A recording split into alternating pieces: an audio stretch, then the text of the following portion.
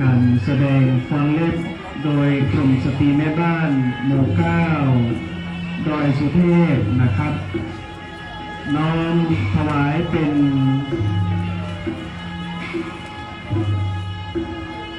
สังฆบูชาอาจริยบูชา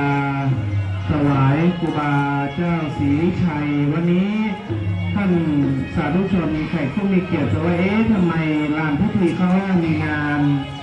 วันนี้เป็นวันครบรอบ90 ปี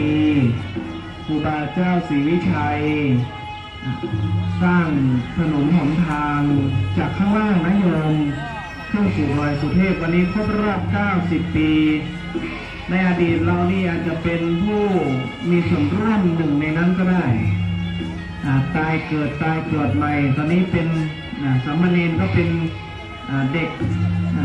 วันนี้90 ปีเมื่อ50 ปีก่อน60-70 ปีก่อนเราอาจจะได้เป็นส่วนร่วมส่วนหนึ่งในการสร้างทางขึ้นดอยสุเทพได้นะครับ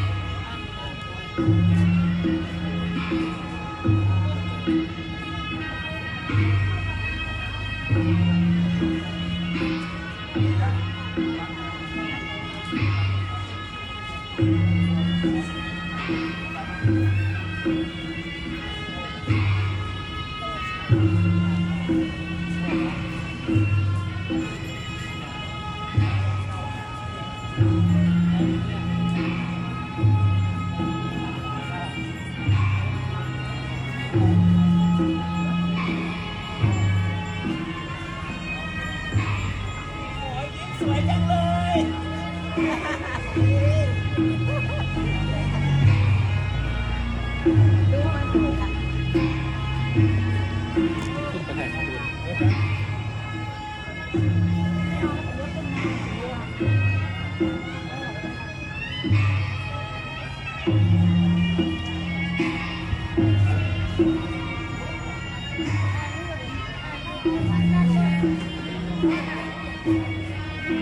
เจอว่าถ่ายได้ถ่ายไปดูโอเคแถวตรง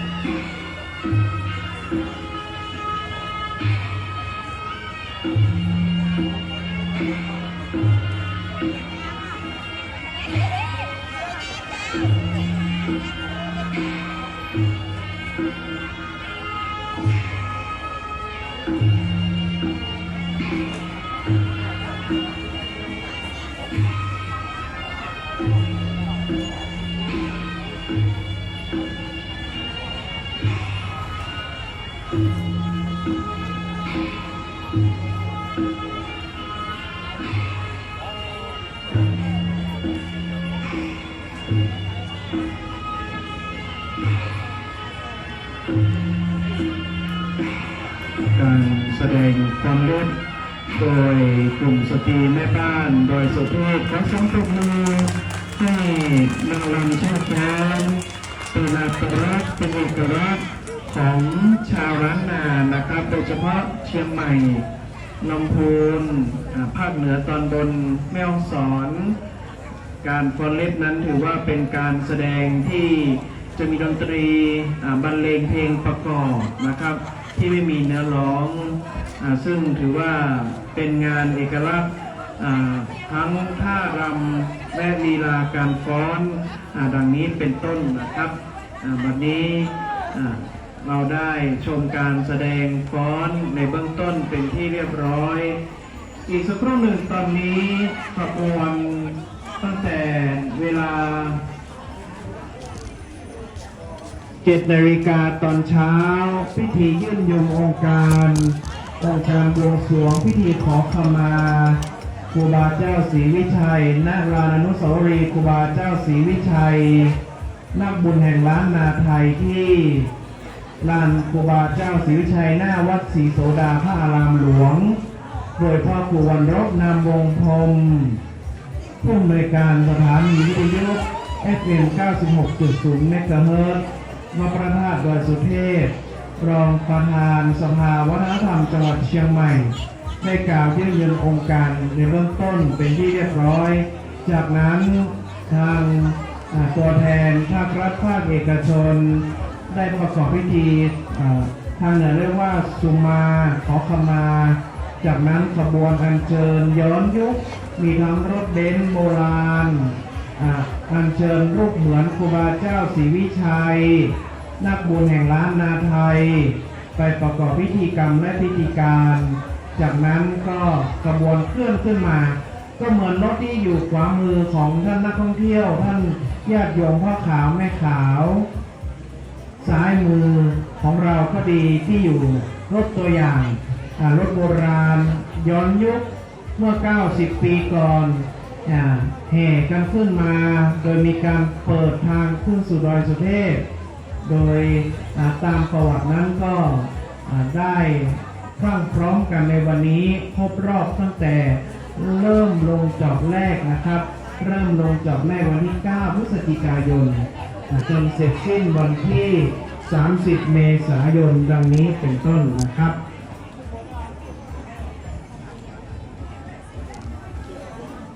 ในวันนี้นะ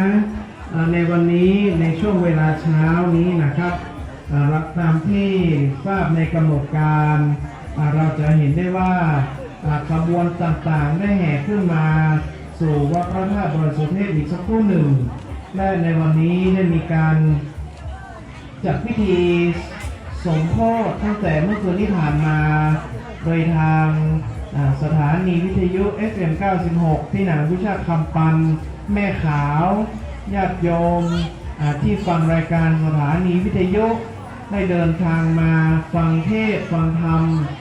สวดมนต์อิติปิโส108 จบตลอดคืนจากนั้นในเวลาตี 3:30 นาทีได้มีการแสดงธรรมอีกผูกหนึ่งจนถึงตี 5โดยพระสุรเตโชภิกขุได้แสดงธรรมหลังจากนั้นจบก็ได้มีการสวดเจริญพระพุทธมนต์สวดมนต์ตันเป็นที่เรียบร้อยในเบื้องต้นในเวลา 7 โมงเช้ามีการตักบาตรน้อมถวายเป็นสักฆบูชารำลึกนึกถึงครูบาเจ้าศรีวิชัยในโอกาสเปิดทางสร้างถนนหนทางครบ90 ปีในวันนี้นะครับวันนี้ถ้าไม่มีครูบาถนนหนทางขึ้นสู่ดอยสุเทพก็ไม่มีนะวันนี้ถือว่าเป็นกิจกรรมเป็นภาพประวัติศาสตร์อนุโมทนาคุณน้องกรกฎด้วยวันนี้ได้เตรียมน้ำถวายพระดูแลพระสงฆ์ในพิธีและในวันนี้เวลา 10 นาฬิกา 10 โมงเช้า 10 โมงนะโยมพระครูบาน้อยวัดศรีดอนมูลพระครูบาน้อยเตชะปัญโยจะเดินทางมาถึงจะมาเมตตาทำน้ำมนต์ ธรณีสารหลวงนะทำน้ำมนต์เลย แล้วก็ทำน้ำมนต์ก็แจกให้ญาติโยมทุกคนนะโยมทุกคนทุกขวดเลยจะได้นำไปคนขวดเลย ไม่ต้องเอาภาชนะอะไรไปตักนะโยมมีขวดให้เป็นคนละขวดเลยมอบให้โอ้โหรอบนี้ก็ถือว่าเป็นบุญอันยิ่งใหญ่ เป็นบุญน่าอัศจรรย์ยิ่งนะครูบาน้อยจะได้เมตตาขึ้นมานะครับ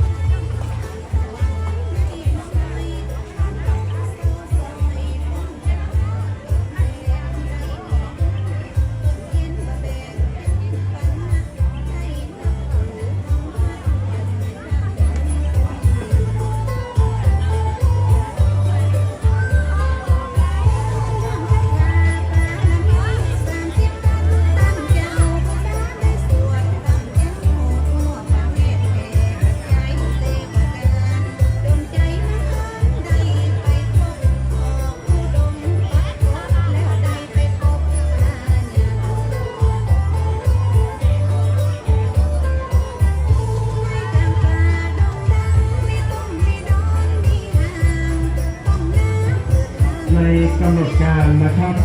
เวลา7 นาฬิกาตอนเช้าในวันนี้ขบวนรถโบราณออกจากอนุสาวรีย์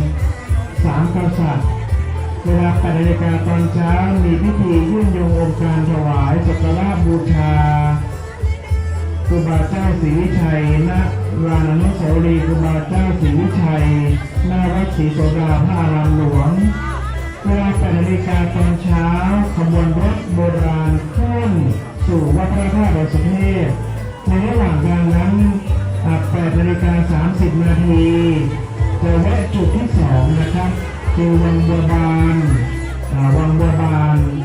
จะมีการจัดนิทรรศการต่างๆโดยทางวัดยางซวง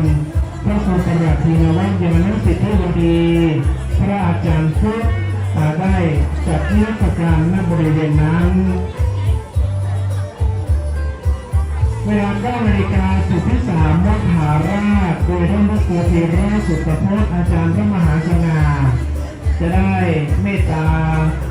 จัดซุ้มนิทรรศการนะครับจัดซุ้มนิทรรศการด้วยโอกาสนี้เวลา9 นาฬิกา 30 นาทีจุดที่4นะครับลานชมวิววัดดอยสัปปัญโยและวัดเชียงโฉมเจดีย์ต่องได้จัดซุ้มนิทรรศการในเวลา10 นาฬิกาจุดหอดูดาวนะครับโดยวัดเจ็ดดินนะครับวัดเจ็ดดินตอนนี้ท่านเจ้าว่าไม่สบายจุดที่10จุดที่6นะครับ10 นาฬิกาลานครูบาพิธีถวายสังฆทานและพร้อมด้วยคณะศิษยานุศิษย์ลงไปถึงทาง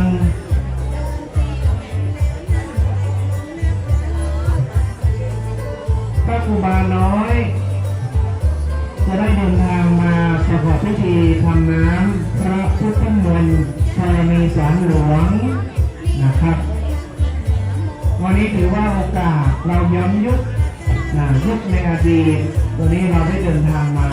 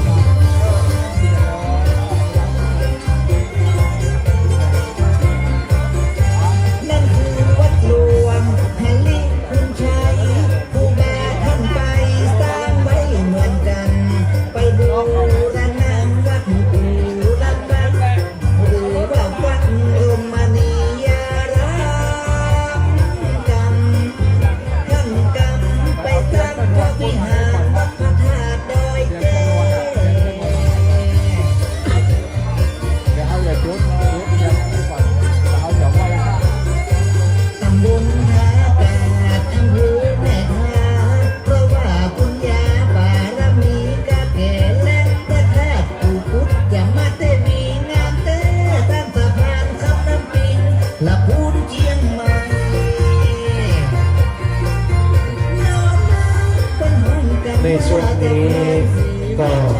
ตามภรรยาสามี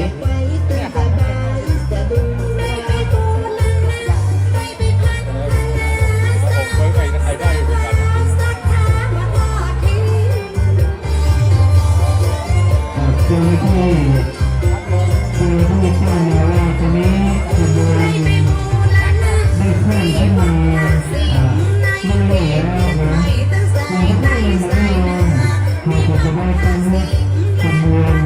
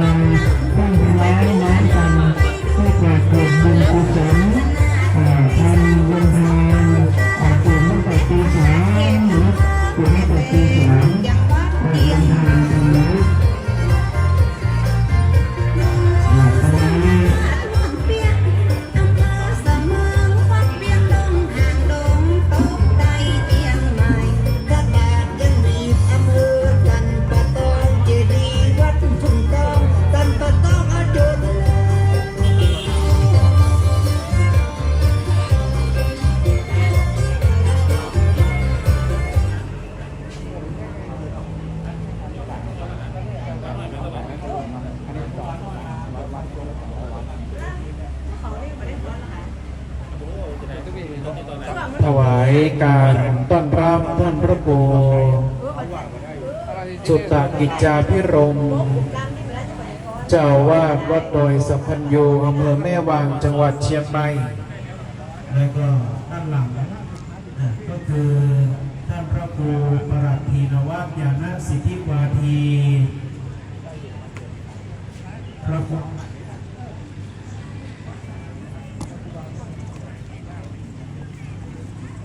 พระอาจารย์ฟุกพระครูบาฟุกแห่งวัดยางพวงจังหวัดสุรินทร์บุรีรัมย์นะว่าเอาแวะหาญาติโยมก่อนท่านพระลุงนี่แม่ขาวยืนรอไหว้เนี่ยวันนี้ถือโอกาสพระสงฆ์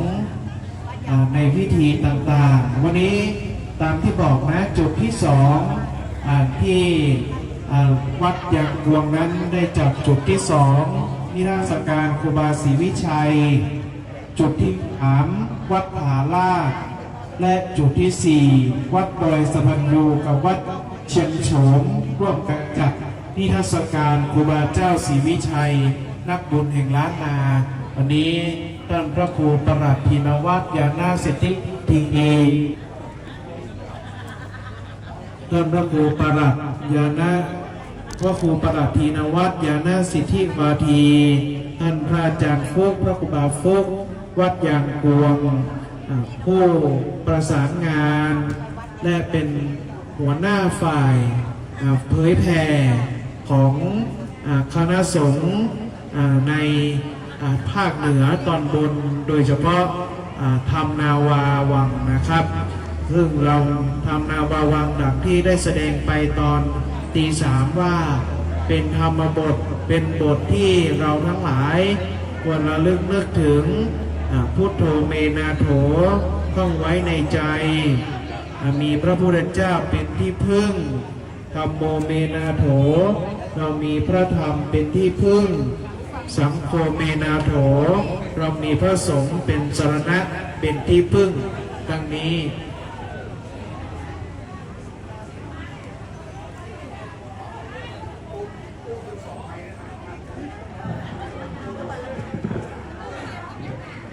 และในวันนี้เราได้รับความร่วมมือจากเทศบาลตำบลสุเทพในการจัดพิธีจัดกิจกรรมแบบนี้ทุกๆปีแล้วก็ทางเจ้านายฝ่ายเหนือทางครอบครัวสายบุญได้ลงไปถึงครอบครัวของญาติพี่น้องสายบุญตั้งแต่ในอดีต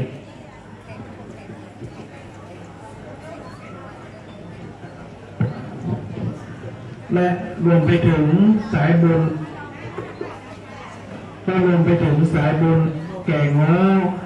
ตั้งแต่ในอดีตจนถึงปัจจุบันวันนี้สายบุญญาติธรรมญาติพี่น้องทุกแขนงญาติโยมทั้งหลายก็ได้เดินทางขึ้นมารำลึกนึกถึงบุพการีชนคนรุ่นหลังได้สร้างถนนหนทางขึ้นสู่วัดพระธาตุเจ้าดอยสุเทพด้วยแรงศรัทธาด้วยน้ำพักน้ำแรง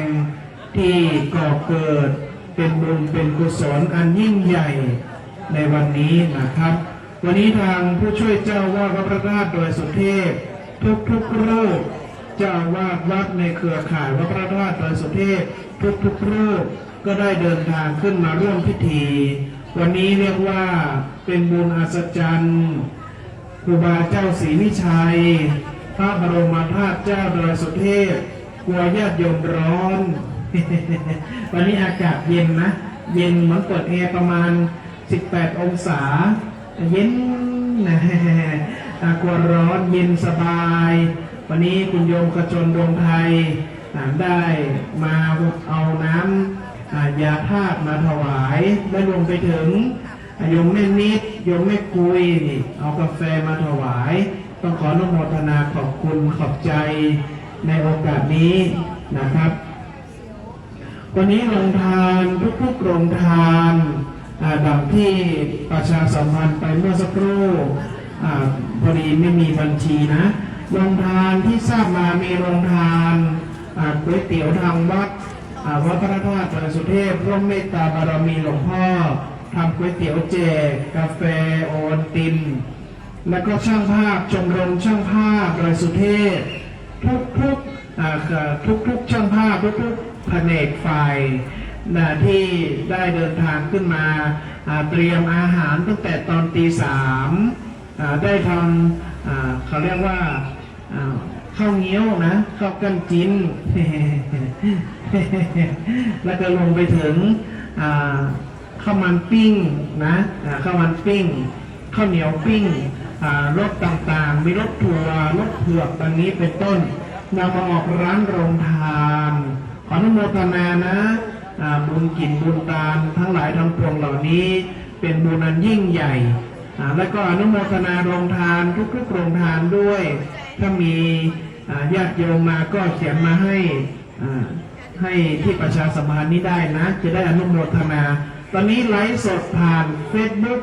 วัดพระธาตุดอยสุเทพราชวรวิหารญาติโยมที่ติดตามในช่องทางออนไลน์ทั้งในและต่างประเทศ ก็ขออนุโมทนาในบุญกุศลช่วงนี้ก็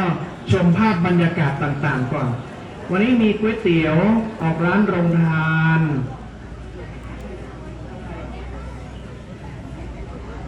มีก๋วยเตี๋ยวมีผัดไทยที่ออกร้านโรงทานวันนี้หลายท่านหลายคนได้เตรียมขึ้นมาอาหารขนมจีนน้ำเงี้ยวและรวมไปถึงได้เตรียมอาหารไม่ว่าจะเป็นข้าวขาหมูลาบหมูคั่วนะครับที่ได้ออกร้านโรงทาน ก็ทางวัดก็ขออนุโมทนาชื่นชมท่านผู้ใจบุญทุกท่านที่ได้พรั่งพร้อมน้อมอนุโมทนาในวันนี้ และก็ขออนุโมทนาท่านในการจัดพิธีท่านพระมหาสกลวิโรจนกิติเลขานุการเจ้าคณะภาค7ได้รวมไปถึงท่านพระครูวัชรินทร์เลยลงไปถึงผู้ไลฟ์สดทุกฝ่ายนะอนุโมทนา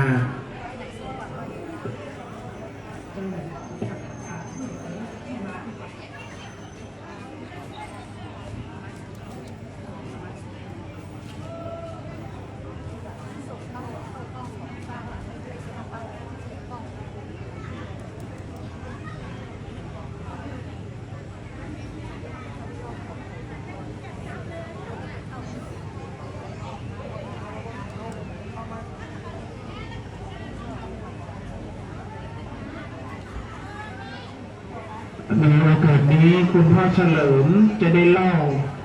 ความเป็นไปเป็นมาของดอยสุเทพในย้อนยุคให้ผู้รับฟังที่ฟังในไลฟ์สดก็ดีได้ฟังนะเชิญคุณพ่อเฉลิมครับผมก็อยากให้พี่น้องทุกท่านได้รู้ที่มาที่ไปของวัดพระบรมธาตุดอยสุเทพนี่นะครับ พระบรมธาตุดอยสุเทพนี้สร้างขึ้นเมื่อปีพ.ศ. 1914 สมัยพระเจ้ากฤนาและกษัตริย์ของเมืองเชียงใหม่องค์ที่ 6 นะครับ สร้างขึ้นเมื่อปีพ.ศ. 1914 นะครับ หลังจากนั้นการขึ้นมากราบไหว้พระบรมธาตุดอยสุเทพนี้เขาได้เดินขึ้นเดินลงนะครับ เดินขึ้นเดินลงเป็นเวลา 564 ปีนะครับจนหลังการเปลี่ยนแปลงการปกครองเมื่อปี 75 พอปีพ.ศ. 2477 รวม4ประกาศหรือในฉันพิชยภัยนะครับเพื่อมีความคิดที่จะเอาไฟฟ้าขึ้นมาใช้บนพระธาตุดอยสุเทพก็เลยไปหาครูบาเจ้าศรีวิชัยตอนนั้นเป็นอยู่ที่วัดพระสิงห์นะครับครูบาเจ้าศรีวิชัยก็เลยบอกว่าจะต้องสร้างถนนขึ้นมาก่อนซึ่งมันเป็นงานที่ยิ่งใหญ่มากๆนะครับในสมัยนั้นเพราะว่าเมื่อปีพ.ศ. 2460 ก่อนการเปลี่ยนแปลงการปกครองพระองค์เจ้าบวรเดชอุปราชมณฑลพยัคฆ์สมัยนั้นนะครับมีความคิดที่จะสร้างถนนขึ้นบนพระธาตุดอยสุเทพจะใช้งบประมาณ 200,000 บาทแต่ทางราชการบ่มีให้นะครับก็เขาหลังจากนั้นเขาก็เดินขึ้นเดินลงมาตลอดเป็นเวลา 564 ปีพอครูบาเจ้าศรีวิชัยรับปากว่าจะต้องสร้างถนนขึ้นโดยสุเทพก็ได้ระดมกันนะครับก็ได้เลือกงามยามดีเมื่อวันที่ 9 พฤศจิกายน 2477 นะครับ 9 พฤศจิกายน 2477 มีครูบาเจ้าเป็นองค์ประธานฝ่ายสงฆ์มีครูบาเทศเจ้าอาวาสวัดสันติเป็นผู้จัดแต่งงานต่างๆฝ่ายคารวะก็มีเจ้าแก้วนวรัตน์ เจ้าผู้คนเมืององค์สุดท้ายของจังหวัดเชียงใหม่มีหลวงสีประกาศเท่าแก่โลและที่ขาดมาได้คือขุนกันชนะนนท์นะครับพร้อมกับแรงศรัทธาพี่น้องชาวบ้านร่วมกันลงจอดแรกเมื่อวันที่9 พฤศจิกายน 2477 นะครับการก่อสร้างก็ได้ดำเนินงานมาเป็นเวลา5 เดือนกับ22 วันนะครับจนครบวันที่30 เมษายน 2478 งานก็แล้วเสร็จวันนั้นครูบาก็ได้นั่งรถเปิ้นห้องสมัยนั้นเปิ้นห้องรถปูของเท่าแก่โน้นนี่คือที่มาที่ตรงในของวันที่30 เมษายน 2478 นะครับซึ่งนับจากนั้นมาเอากระจายรถยนต์ขึ้นรถสะดวกเป็นเวลานับถึงตอนนี้90 ปีและตอนที่นักการทางราชการก็ได้ตั้งชื่อถนนเส้นนี้ว่าเป็นศรีวิชัยนะครับอันนี้เป็นที่มาที่ไปของถนนศรีวิชัยครบรอบ90 ปีแล้วในระหว่างทางหน้าเขาจะมีโค้งขุนกันนะฮะขุนกันชนะนนท์เนี่ยเป็นคนมีเงินมีลูกน้องบริเวณมากมายแล้วครูบาเทิมก็ได้แบ่งเรื่องของการทำที่โค้งขุนกันเพราะพวกนั้นเป็นผาเป็นหินนักกาบมอบหมายงานผู้ครูบาคือคนขุนกันชนะนนท์เป็นคนทำจนสำเร็จนะครับยุคนั้นก็เลยชื่อว่าโค้งขุนกันชนะนนท์นะครับ อันนี้คือที่มาที่ไปของถนนศรีวิชัยนะครับจนวันนี้ก็ครบรอบ90 ปีถนนศรีวิชัยนะครับครับขอบคุณครับ ครับขอบคุณครับผ่านอย่างนั้นนานะครับได้มาบรรยายนะครับในประวัติกองการสร้างถนนนะครับก็เพื่อพี่น้องจะได้รับรู้รับทราบนะครับความเป็นมาเป็นไปของถนนขออนุญาตนำเรียนนะครับกับคณะประธานสาธุชนขออนุญาตนำถวายแด่พระสงฆ์เจ้านะครับพิธีเป็นมงคลนะครับต่อไปนี้จะเป็นพิธีเจริญพระพุทธมนต์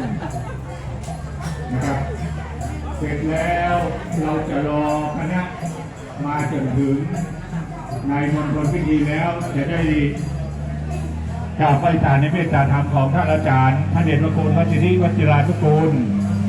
รองเจ้าคณะอำเภอเมืองเชียงใหม่ผู้ช่วยเจ้าอาวาสวัดพระราชเจ้าโดยสุเทพในนามของพระเดชพระคุณหลวงพ่อพระธรรมเสนาบดีอธิษฐานจิตจุดเทียนผู้บูชาพระรัตนตรัยหลังจากนั้นจะได้เรียนเชิญแขกผู้มีเกียรติจำนวน9 ท่านเป็นผู้ขึ้นทอดผ้าไตรบังสกุลนะครับและเรียนเชิญอีก9 ท่านเป็นผู้น้อมถวายจตุปัจจัยทายธรรมพระสงฆ์ทั้งปวงจะได้อนุโมทนากล่าวคำแผ่เมตตานะครับและไหว้สาวันตาน้อยคุณศีลคุณธรรมของครูบาเจ้าศรีวิชัยกับราพระรัตนตรัยเป็นอันเสร็จพิธีนะครับกับวันนี้นะครับเจ้าหน้าที่เทียนชนวนนะครับจุดเทียนชนวนตั้งมั่นเราจะจุดเทียนน้ำพระพุทธมนต์นะครับเป็นเบื้องต้นนะครับก้าวกระผมของกราบในเมตตาธรรมของท่านอาจารย์พระมหาสกลวิโรจนกิติปรริยนธรรม9 ประโยคผู้ช่วยเจ้าอาวาสวัดพระธาตุเจ้าดอยสุเทพเลขานุการเจ้าคณะภาค7ได้อธิษฐานจิตจุดเทียนน้ำพระพุทธมนต์กราบไหว้ศาลในเมตตาธรรมครับผม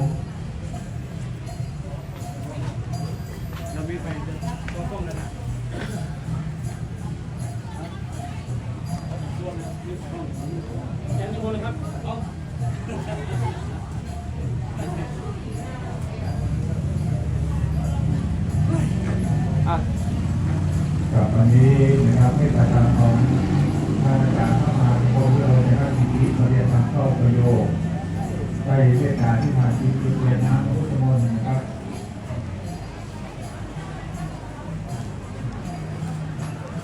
จากอาจารย์เจษฎาวิสุวรรณประเดชมาดอกไม้ที่จะได้ประทานเยอะจริงนะครับกับณวันนี้กราบไหว้ศาลนิมนต์ทุกรูป เรียนเชิญทุกคนคณะประธานสาธุชนคนดีทุกท่านได้พร้อมใจการกล่าวความบูชาพระรัตนตรัยไหว้พระพร้อมกันณบัดนี้กราบหนึ่งกราบสองกราบสามอิมินาสาวะเรนะโสทังอาภิโกจายามิอิมินาสาวะเรนะธัมมังอาภิโกจายามิอิมินาสาวะเรนะพระหังอาภิโกจายามิอะระหังสัมมาสัมพุทโธภะคะวะพุทธังภะคะวันตังอะภิวาเทมิสวากขาโตภะคะวะตาธัมโมธัมมังนามัสสามิ โอปาติปันโนภะคะวะโตสาวกสังโฆสังฆังนามามิครับสาธุชนคนดีทุกท่านนะครับกล่าวความรัตนาเป็นสติกรรมฐานเป็นสติพร้อมกันนะครับมายังพันเตวิโสวิโสปัสนาทายา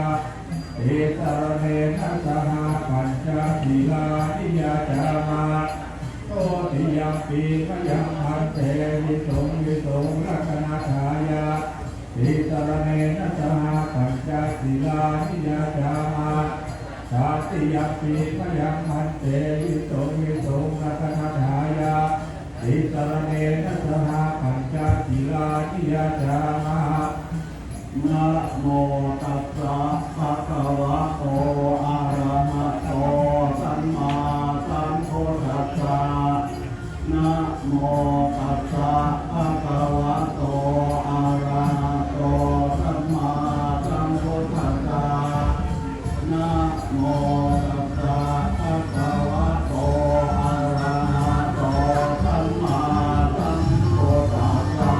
นะโมตัสสะภะคะวะโตอะระหะโตสัมมาสัมพุทธัสสะ สิ่งในเกณฑ์ที่ไม่ตั้งใจให้ใส่เนื้อมีมันพาสิ่งแรกพัดส่วนดอกตำบลสุเทพเขตนครเพียงพิงเจ้าเมฆพิงได้สร้างวัดพักสิ่งมีกำแพงดอกลง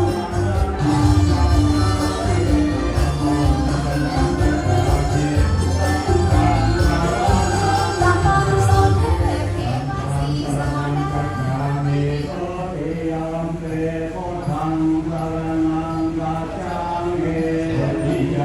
พุทธังสรณังคัจฉามิโตติยัมปิธัมมังสรณังคัจฉามิโตติยัมปิธัมมังสรณังคัจฉามิโตติยัมปิธัมมังสรณังคัจฉามิ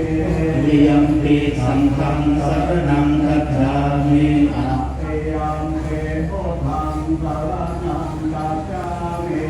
อะติยัมปิพุทธังสรณังคัจฉามิอะติยัมปิธัมมังสรณังคัจฉามิอะติยัมปิธัมมังสรณังคัจฉามิอะติยัมปิสังฆังสรณังคัจฉามิอะติยัมปิสังฆังสรณังคัจฉามิปานาติปาตาเวระมณีสิกขาปะทังสมาธิยามิปานาติปาตาเวระมณีสิกขาปะทังสมาธิยามิอาทินนาทานาเวระมณีสิกขาปะทังสมาธิยามิอาทินนาทานาเวระมณีสิกขาปะทังสมาธิยามิอาเมสุ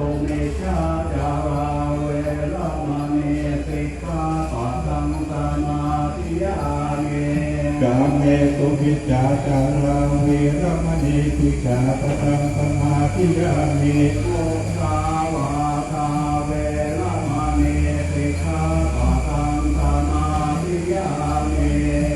สมาทาเวรมณีสิกขาปะทังสมาธิยามิโลกาเมลยามาจาปมาตาคานาเวรมณีสิกขาปะทังสมาธิยา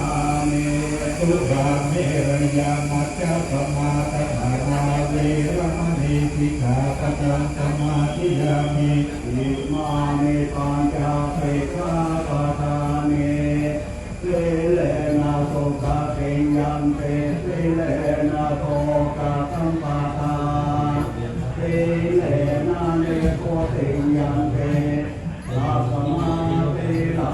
ภุริโสภะเยสาธุสาธุสาธุ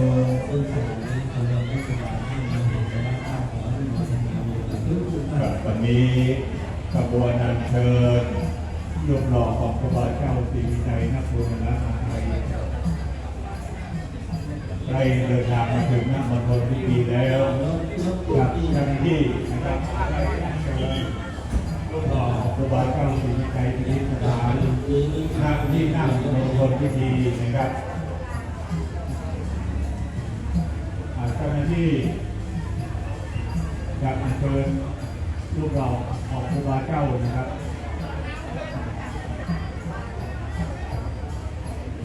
ขยับไปข้างหน้าอีกนะขยับไปอีกที่นึงลองดูลองต่อไปอีกลองต่อขยับไป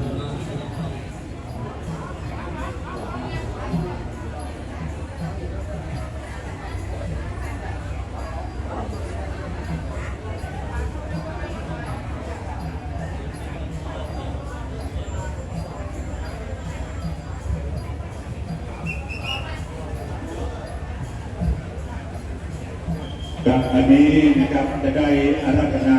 นิมนต์นะครับ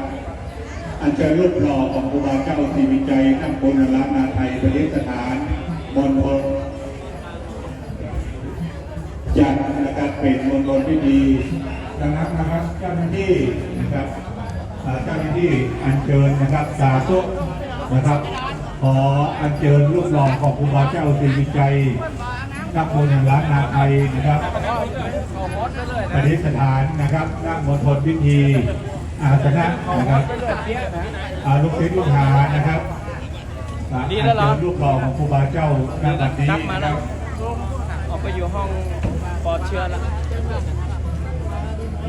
25 นาทีอ่ะสบายมากแปลว่าสายร้อนเลย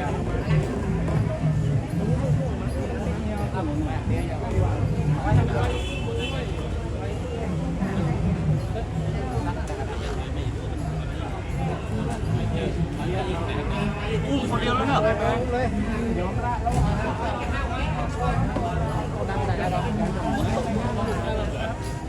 น้ำจ่อยผมน้ำด้วย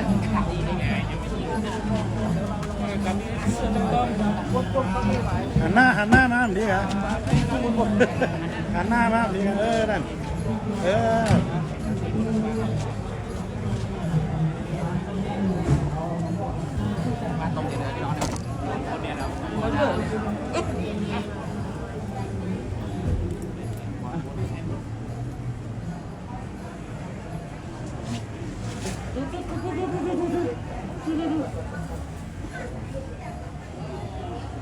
สาธุสาธุพักไหน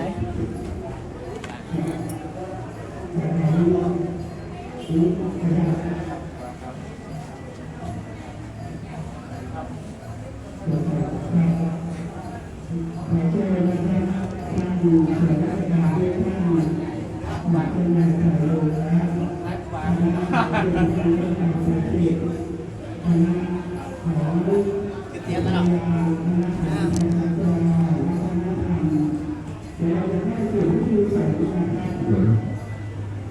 ที่ไหน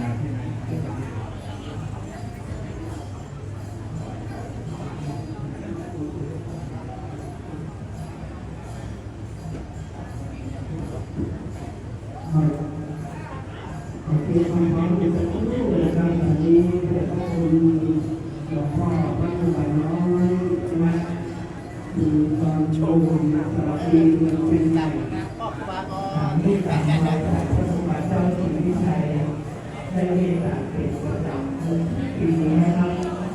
ในการมาประกอบพิธีนะครับในการมาประกอบพิธีในวันนี้นะครับท่านรองผู้ว่าราชการจังหวัดมีโอกาสได้กราบพระครูบาน้อยนะครับเป็นท่านอาจารย์พระครูบาเป็นท่านเป็นอาจารย์รูปหนึ่งที่มีวิทยาวัฒน์ชาวไทยชาวต่างประเทศชาวไต้หวันมากมายพระครูบาได้ทรงรอยจากพระครูบาเจ้าศรีวิชัยในวันเกิดการองค์ข้าในวัดปฏิบัติหลวงพ่อพระครูบาได้มาเพื่อทำฝ่ายญาติโยมเพื่อในการทำบุญครบรอบหรือว่าเป็นรางวัลญาตินึกถึงบุญคนที่สำคัญขอการครบ90 ปีนะครับลำดับนี้เดี๋ยวจะขอข้อหาของว่าเชิญได้นำพาไปพระรับศีลขอเชิญท่านรองผู้ว่าราชการจังหวัดเชียงใหม่นะครับได้จุดธูปเทียนบูชาพระรัตนตรัยที่บนบนที่มีสงฆ์นะครับท่านรู้นะครับที่ตอนนี้มีคณะศิษย์หลายท่านได้กราบพระบาทน้อยและสีดอนมูลมาทุกการก่อนแต่ว่าเราต้องลงไปจากที่มีสงฆ์ตอนนี้มีโกงที่จะทำโดยประมาณสำคัญด้วยเวลาจะหัดเจ้าจะหัดเพลงสำคัญด้วยตู้อาหารโรงทานที่จะเตรียมพระทหารเพลงถวายด้วย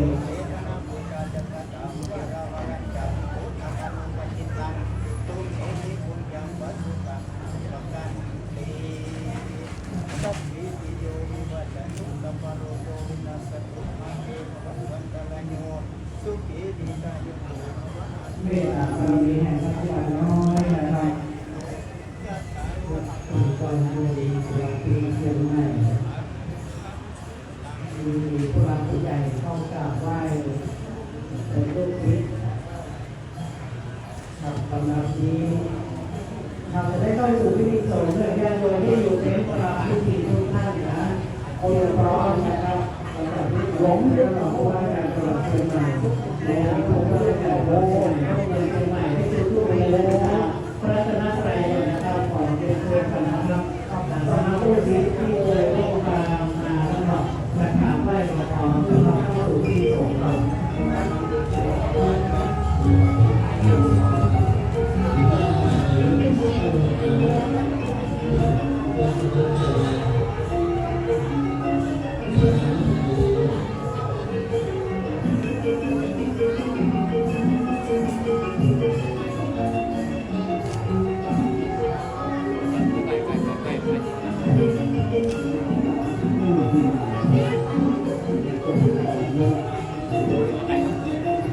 ตอนนี้ได้บอกว่าจากจังหวัดได้จุดธูปเทียนบูชาพระราชาเบื้องต้น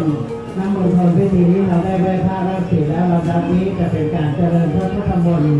นะครับได้พอเหมาะแก่เวลามีปฏิปฏิภาหายาสัพพสัมปติสิทธิยาสัพพทุกาวินาศายาปริตังรูธามังคลังมีปฏิปฏิภาหายาสัพพสัมปติสิทธิยาสัพพปยาวินาศายาปริตังรูธามังคลังมีปฏิปฏิภาหายาสัพพสัมปติสิทธิยาสัพพโรคาวินาศายาปริตังรูธามังคลังเอกะเมตโลเปกิริสกัตเตตันตาลิเปปีเปกะเตอาเมตรุณะกะหันเดเกหังอารมุติมิเตเตอุมัตเตโยเตโอสัพพราชายมราชาอินโพเวสกนราชาอาเมตโยโพธิสตาวัตถายโยอริยสาวกาจะพุทธนาตายนาจะสัมมาทิฏฐิเยวะพุทเทปัสสนาธัมเมปัสสนาสังฆเทปัสสนาเอ เทสวะธัมเมสขาวะสังเฆสขาวะอิโตนะโตยะวะรังปะนังมัสมิสุขตวะเอโสเทวตายังมุติวะนังสาโยโยนันโตธรรมะสวนาตาโรอายังพัทันตาธรรมะสวนาตาโรอายังพัทันตาธรรมะสวนาตาโรอายังพัทัน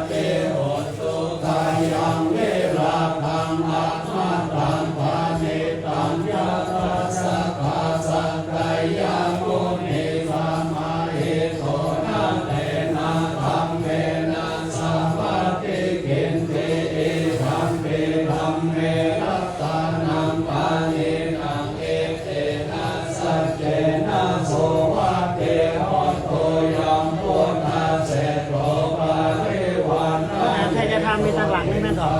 ครับผมดูหลัง แต่ที่ครูบาน้อยนี่ก็ต้องถวาย เอาเขามีของเขาแล้วเนาะยัดเยียมไม่ให้ละ ใช่จะได้เชื่อว่าถวายพระพุทธถวายครูบาเนี่ย แม่นไม่ใช่ที่ให้ละเยียมของครูบาน้อยมาเหมือนกับข้อโจ๊กที่ครูบาน้อยเป็นคนทำ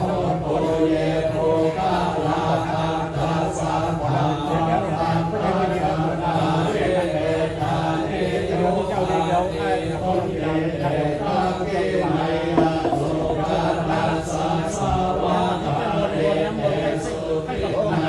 ียวไว้ที่ครูบาน้อยแล้วมันถึงคนของเรื่องให้เรียบร้อยแล้วทีนี้ให้ทำสวนแล้วแล้วก็ได้รับสวนก่อนเรียบร้อยเลย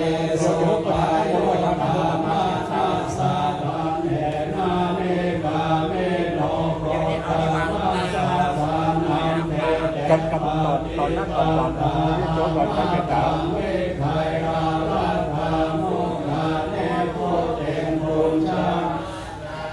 ธรรมเปสังเกรัตานังปานิทังเกเทนาสเกนาโสวะเทหตุปุรานังนาวังนาติสัมภาวังวิรัตติตายาติเขภาวะสังวิเตกินาติชาอาเตตุนิชันทายปันเตติลายาทายังปาติโพธิตัมปิสังเกรัตานังปานิตังเอเตนะสัจเจนะสุวัตเตโหโกเมตังกาตาปาโลกัสสามิมานาสัมภาวะเยอาภาริมานังโกตังอัตโตจติวิยัญญาสัมภาธัมมังเวรังอัสสะปะตังเตทัญญารังมิเสโตสยานานาลานาลาสาเวกาตาเมโตเอปันสติมาเตไตยะธรรมะเมตังเวหารังนิธรรมาโพธิติจาโมอาธัมมาสิโรวาทัสสะเนนะสัมปันโนกาเมโสเวนัยยะเกตังนาอิชาโตตาปัสสยังโลกาติติตาระเนยะเมทัสโสตังภาวิสาสัมมาเปนิเมตัสสะโวทังธัมเมเมรังโอเตตะโครัสสะเสนามารังธานาติธรรมวิปินาชิตาวาหุนินโตอันเตเต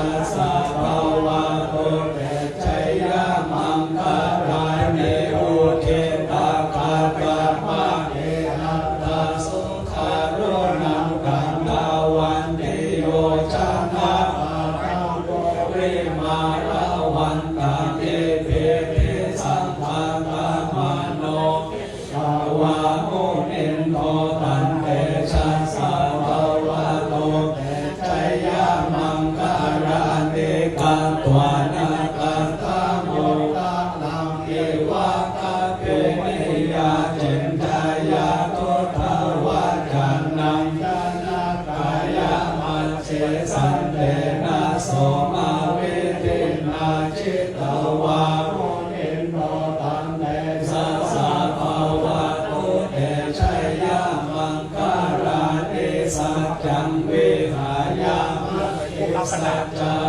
วัฏเกตุงวัฏพิโรปิตามานังอาริอันทะโพธังปัญญาตันติเวโอชิตาวาโมเนโตตันเตชังภาวะโตเตชัยยะมังคาลานิอันโตปันนันทาโพชาตังเวโพธังมาเยติโลเตนะเทระโพชาเทนะธรรมาปายันโตเอโตปาเมสาเวเกนะเจตาวาโมเนโต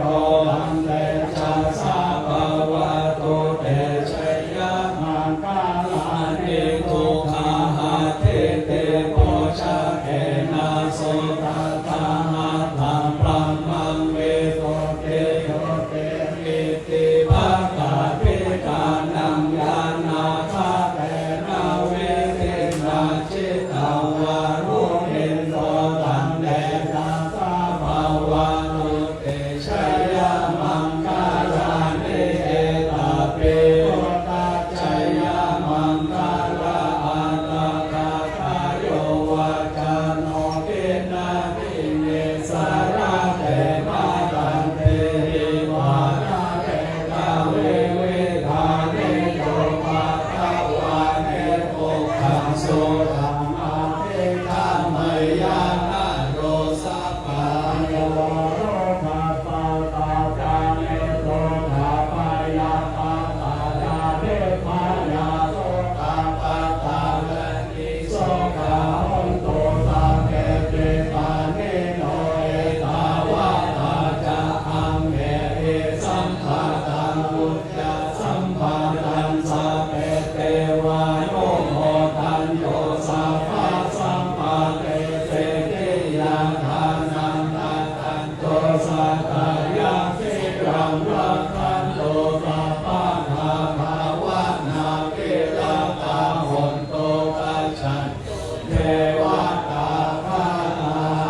โลกายาปาลานานาคาสังโตเทปารัมมังกานังเวทัสสะปาลังมายาติเนปานังปาลังมังสุขาสาธุสาธุสาธุครับพระสงฆ์ได้เจริญพระพุทธมนต์นะครับในการมงคลนี้กล่าวขอรับเมตตาไหว้สามบารมีแห่งพระอุบาลน้อยวัดศรีดอนบูรพระครูศิริศิลสัมวรได้เสกน้ำพระพุทธมนต์นะครับเรียกว่าได้วนขันน้ำพระพุทธมนต์เพื่อลำดับกายของการประกอบพิธีจะได้แจกให้ญาติโยมเพราะว่าบรรจุขวดไว้ตัวยนะครับแล้วก็เป็นน้ำพระพุทธมนต์ในการประกอบพิธีซึ่งพระครูบาจะตั้งจิตอธิษฐานทำน้ำพระพุทธมนต์เป็นสิริมงคลสักระยะเวลาหนึ่งหลังจากนั้นจะได้ทอดผ้าและถวายทายธรรมนะครับสมังตาเจเวสุขังคาคาสันโตเทวตาสัพพังมุนีภะวะจันนังสาภโวเมยุนันทุสังฆาโมกาตานะโมตัสสะภะคะวะโตอะระหะโตสัมมาสัมพุทธัสสะนะโมตัสสะภะคะวะโตอะระหะโตสัมมาสัมพุทธัสสะนะโมตัสสะภะคะวะโตอะระหะโตสัมมาสัมพุทธัสสะโอตังตาลนังกาชามิธัมมังตาลนังกาตามิสังฆังตาลนังกาชามิโตติยัมปิพุทธังตาลนังกาตามิโตติยัมปิธัมมังตาลนังกาตามิโตติยัมปิสังฆังตาลนังกาตามิตติยัมปิพุทธังตาลนังกาตามิตติยัมปิธัมมังตาลนังกาตามิตติยัมปิสังฆังตาลนังกาตามิสาธุสาธุสาธุ พระป ญญาปรมีสัมสิตัสสาธุสาธุภาปัญญาปรมีวัดเวรล้อมวิริยะปรมีรอบระวังดีศีลปรมีปังหอกนาเมตตาปรมีปราบจนาตำปืนตานาปรมีเป็นผืนตั้งต่ออุเบกขาปรมีก่อเป็นเบียงสัจจะปรมีเวทระวังดีเป็นไม้ไตขันติปรมีกายเกิดเป็นหอกดำบังนาไม้และปืนไฟอาติตาปารมีพังขาไปตรงแห่งแข่งแดงขาปูมุมันผีสังไทยเพศตุกพี่ปีทางไทยพอพายหักตกเต้าพญามันเอาคุณบัวยอมมือตุนหัวเครื่องใส่เกาวะผู้พานิจวารุสิพระพุทธเจ้าต้องมีบุญสมปานอามานาพระพุทธเจ้าจริงตั้งพระปัญญา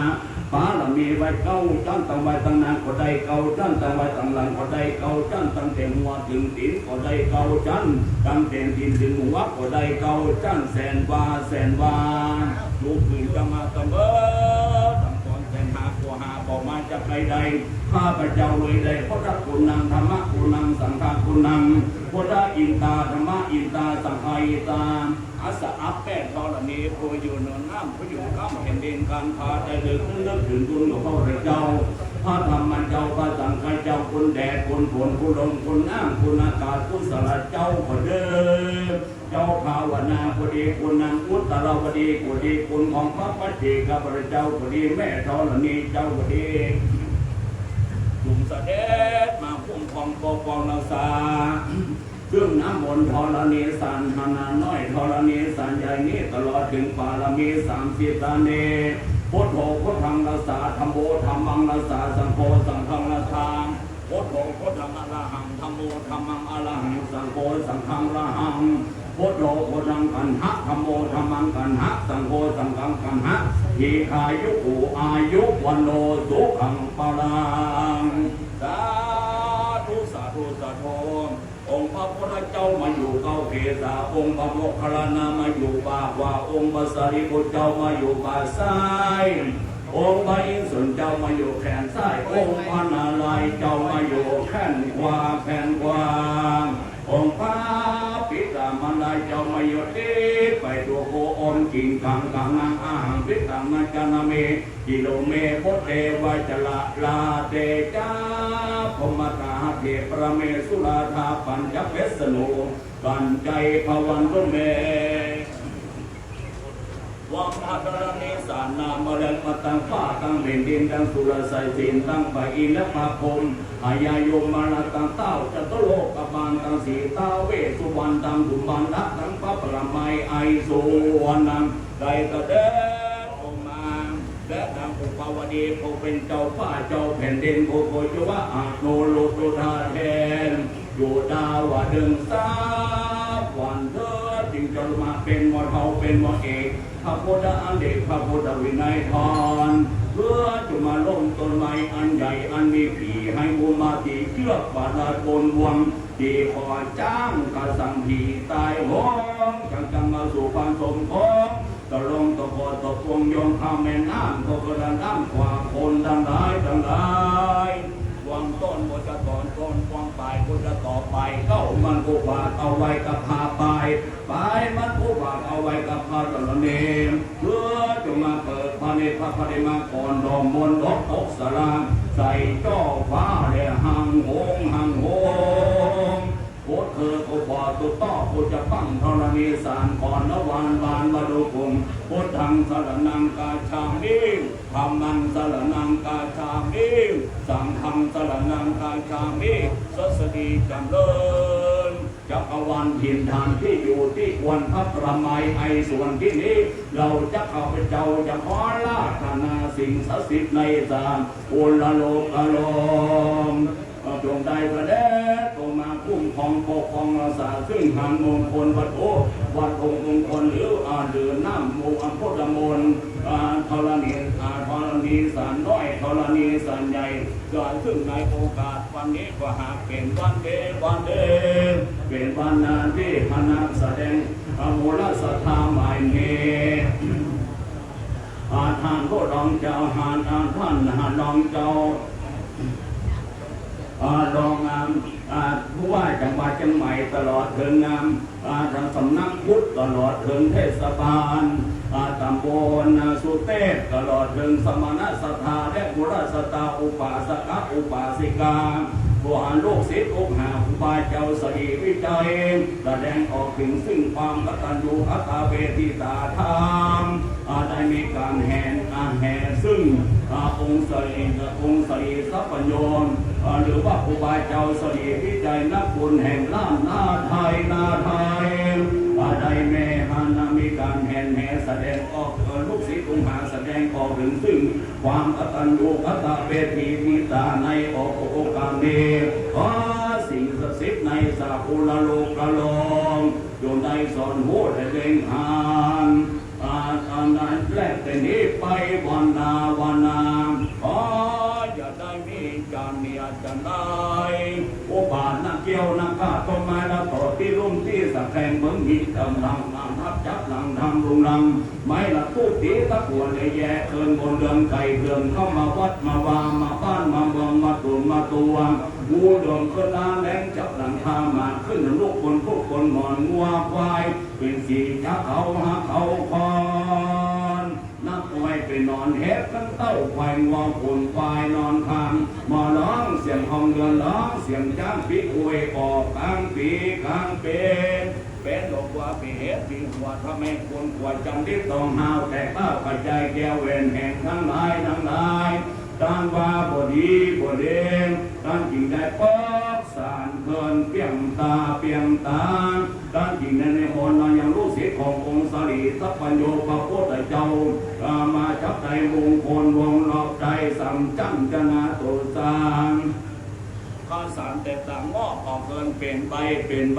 ดูไหลไกลย่อมกุ๊กแมงมุมยอมตีออกไอ้ผู้เคยหมอนใจที่อยู่ใจที่นอนเขาจะระบายัญจนาหิติเจ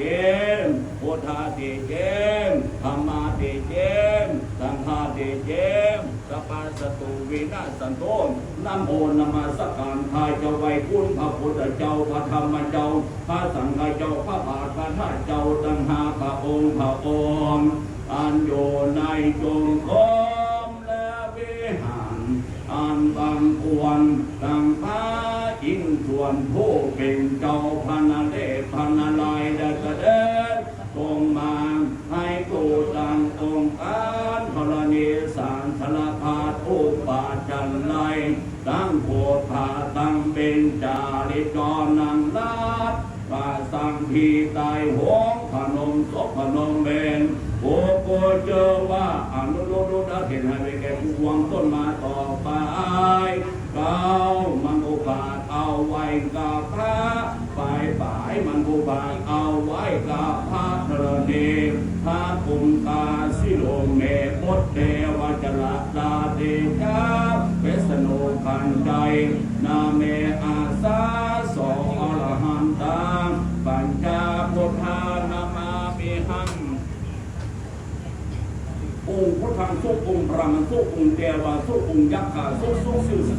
องค์มหาวิญญาสุตักขันต่อเที่ยวตะเยกมหาแบ่งหนึ่งละสาระท่าสถะขอพระองค์พอมีคองพอตะเอพอตะเปี้ยวพอตะพุทธอาภิจีมีสัมมิสาโตตาขอพระองค์พอมีคองพอตะเอพอตะเปี้ยวพอตะอาภิจีมีสัมมิสาโตตาขอพระองค์พอมีคองพอตะเอพอตะเปี้ยวพอตะพุทธอาภิจีมีสัมมิสาโตตาขอพระองค์พอมีคองพอตะเอพอตะเปี้ยวพอตะพุทธอาภิจีมีสัมมิสาโตตาขอพระองค์พอมีคองพอตะเอพอตะเปี้ยวพอตะอาภิจีมีสัมมิสาโตตาขอพระองค์พอมีคองพอตะเอพอตะเปี้ยวพอตะพุทธอาภิจีมีสัมมิสาโตตาขอพระองค์พอมีคองพอตะเอพอตะเปี้ยวพอตะพุทธอาภิจีมีสัมมิสาโตตาขอพระองค์พอมีคองสัจมินขอพระองค์พอมีคองสัจมินขอพระองค์พอมีคองสัจมินขอพระองค์พอมีคองสัจมินขอพระองค์พอมีสัจมินขอพระองค์พอมีคองสัจมินขอพระองค์พอมีคองสัจมินองตอระตจิงเมงตอมตอ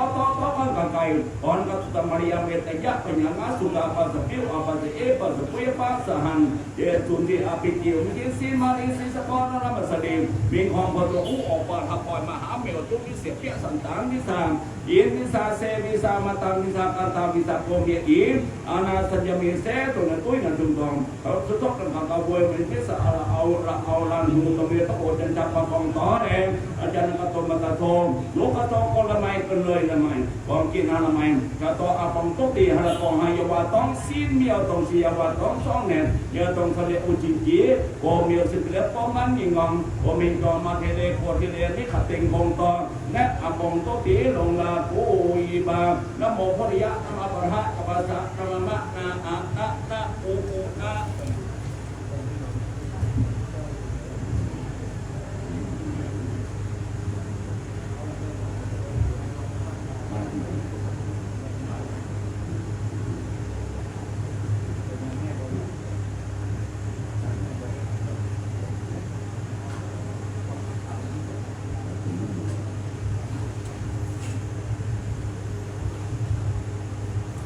ครับ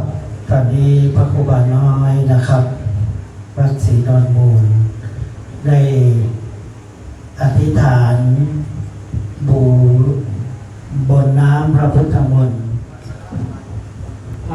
อาทิเอราสเมีเรืองรุ่งจันดาคงปลายแสงอังการใจเกตพวิเศษใจปานามเป็นอาจารย์ดมไตรเป็กสุมาดนรอดเกมใจดีโตเดเดียวนานควยเขาลาหูใหญ่อสุรินเดียวถึงมินนาเมตปาโซเมทุนกลังกาตาสิ่งการตนหันจอมพอดกังปะจวิกดะโมมังกรหลอนคอยคนรับเรื่องการเดียวเข้าห้องอาทิต้องเดียวถึงโซดีเคิงไล่เข้าวังแล้วหูเต้าตามกันโดยดานเฮิกอยู่จะได้คงขายเสียงาหัวใดดานจนได้นำมายังโช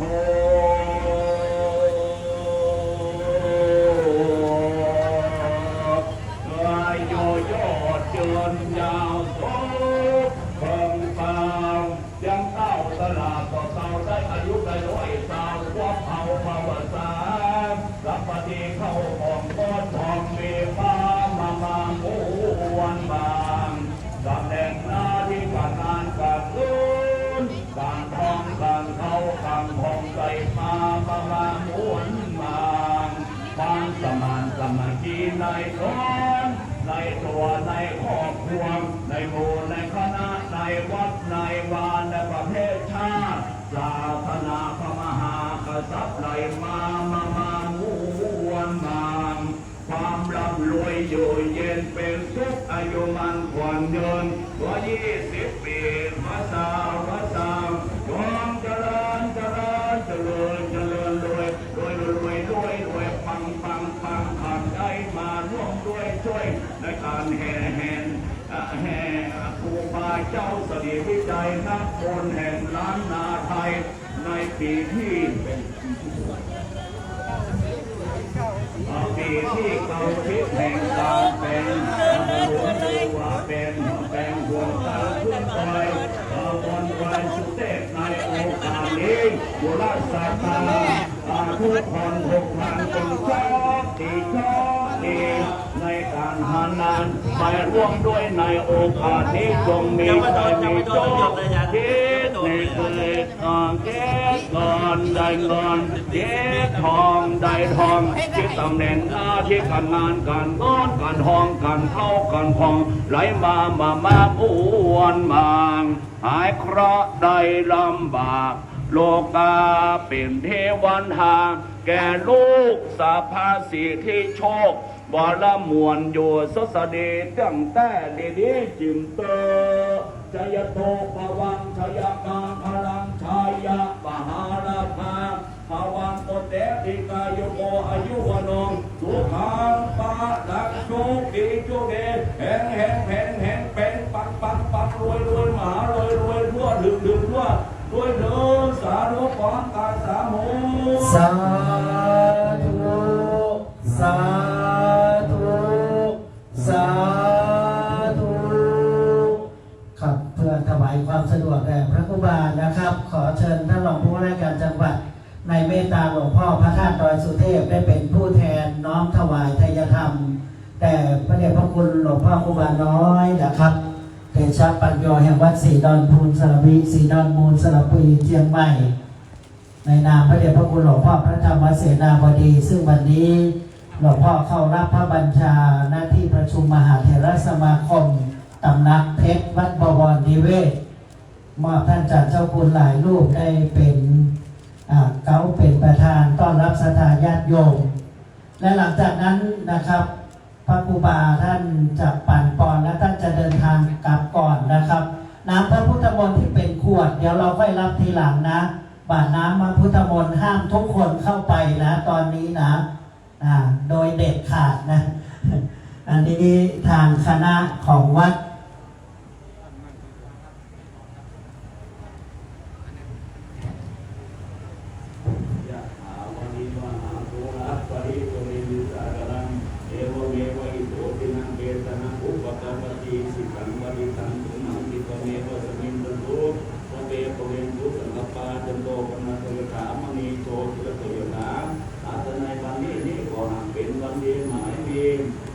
ท่าน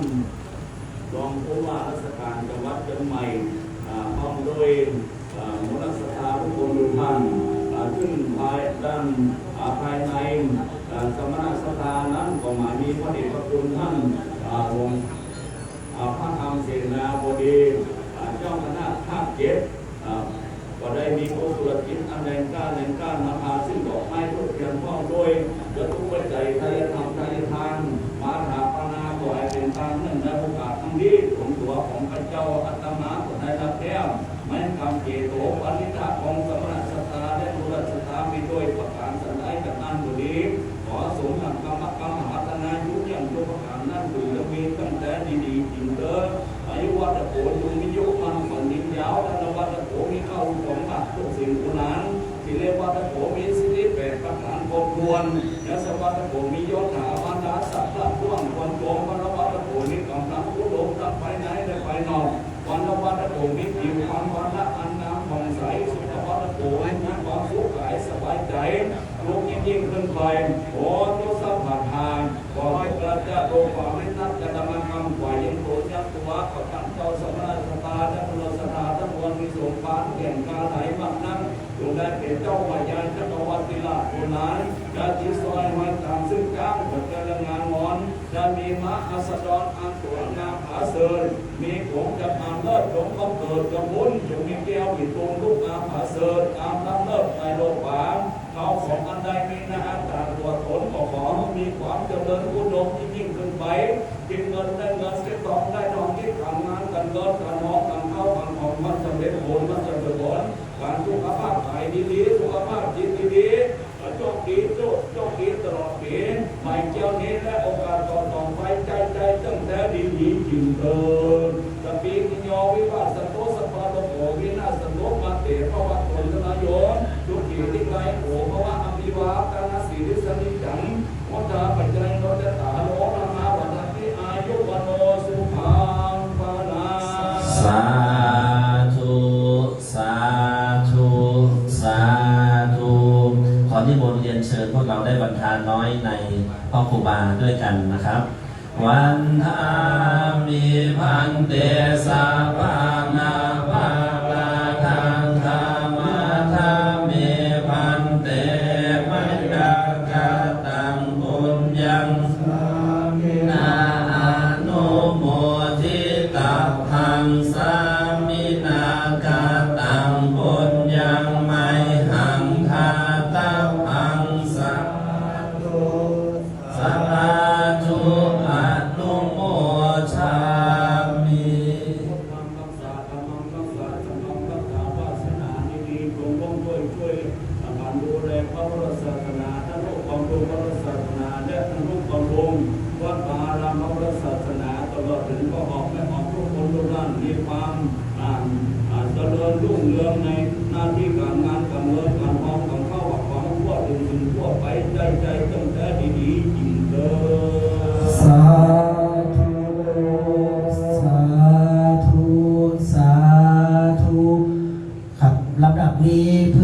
เวลานะครับไม่เลยเพจขอเรียนเชิญท่านรองผู้ว่าได้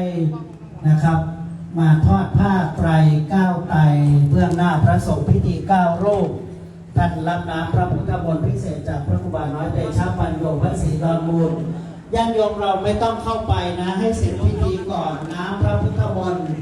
วันนี้เทวาอารักษ์เมื่อหลวงพ่อพระครูบาให้พรเทวาอารักษ์นะครับโปรยน้ำฝนลงมานิดๆหน่อยๆเป็นน้ำมนต์เลยท่านเห็นหรือยังครับท่านไม่ต้องไปประพรมเองเลยเทวาประพรมให้แล้ว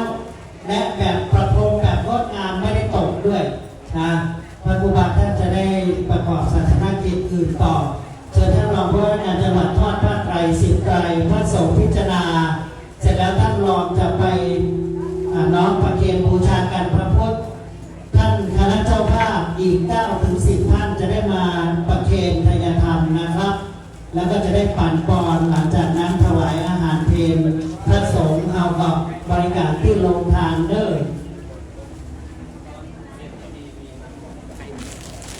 ครับตอนเสร็จพิธีมีน้ำพระพุทธมนต์ธรณีสารที่พระครูบาน้อยได้ตั้งจิตอธิษฐานได้เป็นพระคาถาเมื่อสักครู่นะครับได้ครบทุกคนนะแต่ใครมาก่อนได้ก่อน ให้เสร็จก่อนครับนิมนต์พระสงฆ์พิจารณาได้ครับอาเยจา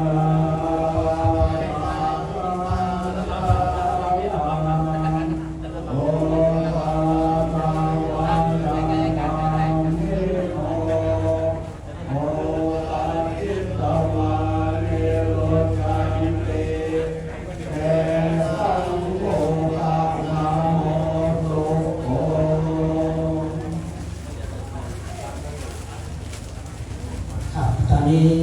นะครับท่านรองผู้ว่าราชการจังหวัดจะได้น้อมบูชากันพระพุทธนะครับ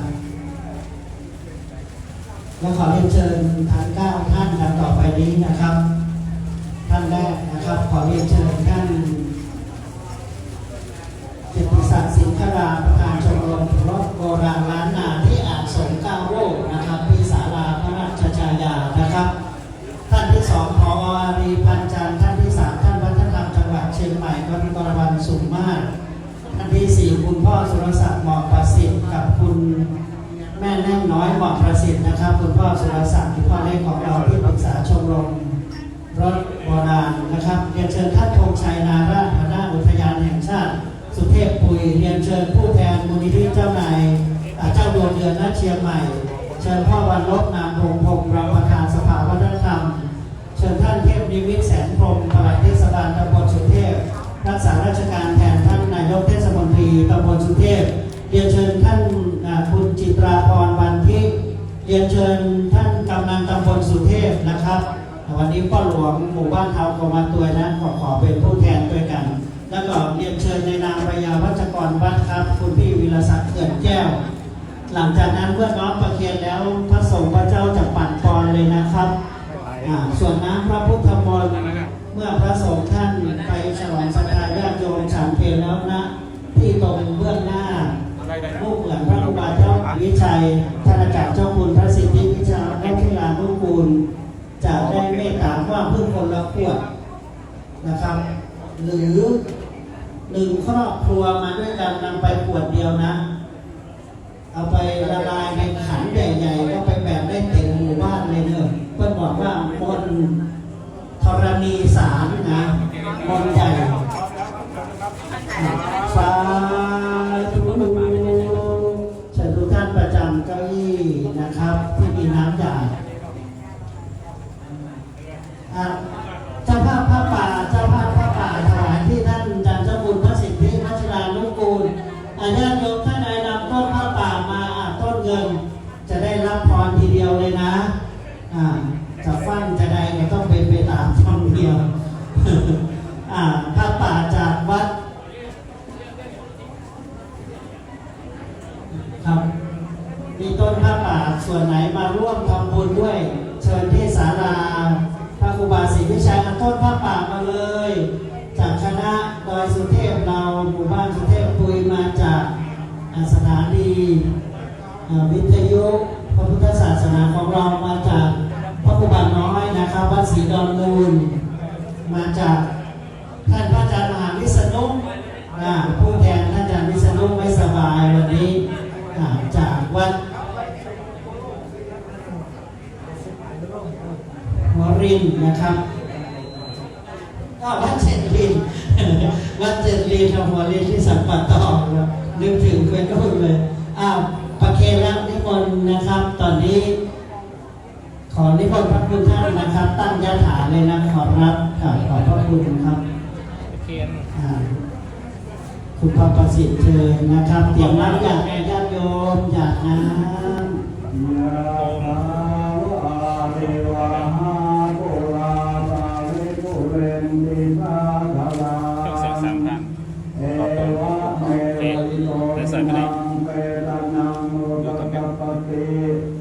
อิทิตังปะติตังตุมหังเกขเมวะสมิจโตวาเทปุเรตุสังกปาจัมโภปนรโสยะธามณิโชติละโสยะธา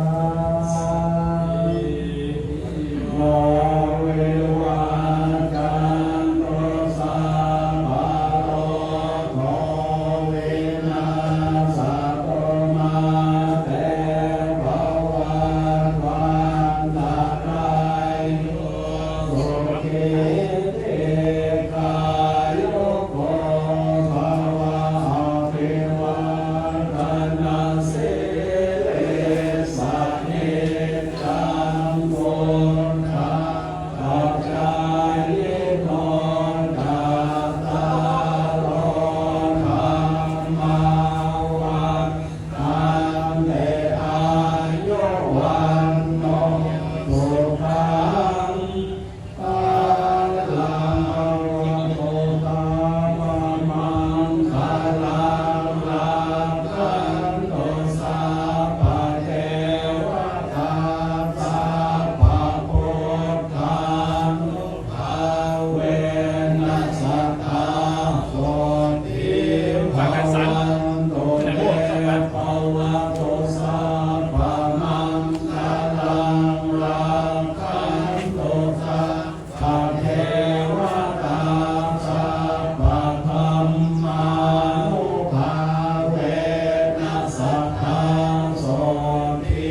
ภาวันโตเตภวะโตสัพพะมังคาลังลังคันโตสัพพะเทวตาสัพพะสังฆานุ ภาเวนัสสะทาโสติภาวันโตเตสาธุสาธุสาธุ